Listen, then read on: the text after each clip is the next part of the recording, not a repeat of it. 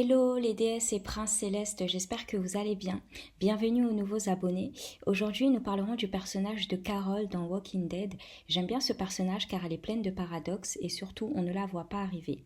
C'est un personnage qui a été battu par son mari depuis de nombreuses années avant l'invasion des zombies et par la suite, elle n'a fait qu'évoluer en devenant l'un des personnages féminins les plus indispensables de la série. Elle passe d'une femme battue à une femme forte affrontant tous les dangers, les zombies tout comme les humains. Pour moi, la morale de Walking Dead est qu'en temps de crise, ce n'est pas les zombies les plus dangereux, mais les humains.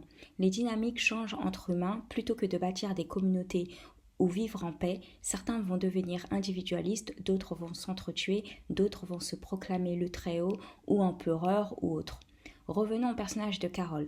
Même si elle passe d'une victime à une warrior au cours de son évolution dans la série, l'image de la femme de foyer traditionnelle lui colle à la peau. Cependant, elle est très intelligente et elle a compris qu'elle ne devait pas lutter contre la perception que les gens avaient d'elle, mais plutôt d'utiliser cette image que les gens se faisaient d'elle pour les utiliser à bon escient et obtenir ce qu'elle voulait. Je me souviens d'un moment où elle a été arrêtée sur la route lorsqu'elle fuyait son propre groupe et que sur la route, elle a rencontré des hommes qui voulaient lui faire la peau.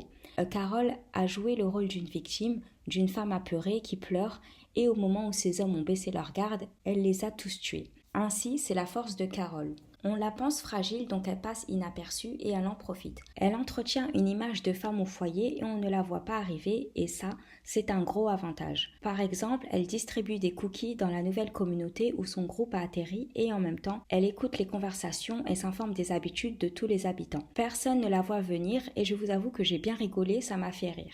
Parfois, se montrer vulnérable est une stratégie. Il ne faut pas lutter contre l'image que l'on projette involontairement aux gens.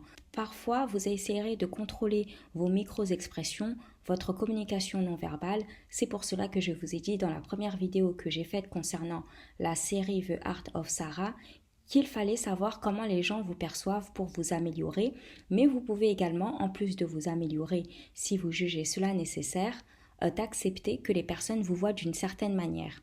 Si cela peut vous permettre d'avancer sans que l'on se préoccupe de vous et de ne pas vous mettre des bâtons dans les roues, je vous conseille d'essayer cette méthode.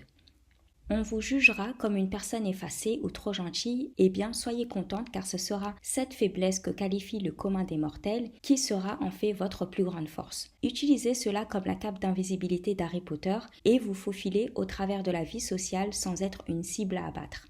Je vous remercie d'avoir visionné cette vidéo. Je vous remercie encore une fois pour vos abonnements et je vous dis bye les déesses et princes célestes.